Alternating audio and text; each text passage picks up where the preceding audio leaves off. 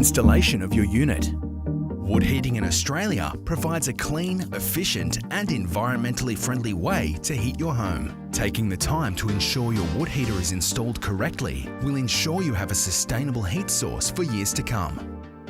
Wood heaters sold on the Australian market must be tested to a safety and clearance standard known as AS/NZS 2918. These standards define the tests which must take place for a product to be able to obtain certification and be sold on the Australian market. Clearances to combustibles for units will be outlined in the literature provided by the manufacturer of your unit. These include side clearances, rear wall clearances, and clearances required if installing the unit into a corner. It will also dictate the hearth requirements for the unit, including thickness and projection required in front of and beside the fire itself.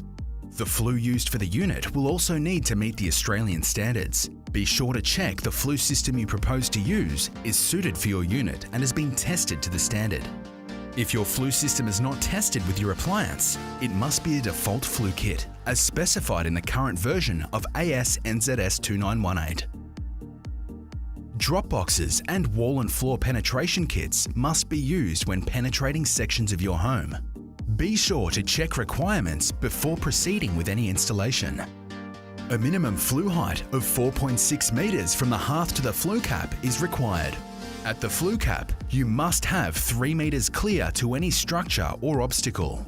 This includes second stories, including neighbouring properties, parapet walls, trees, or any solid structure.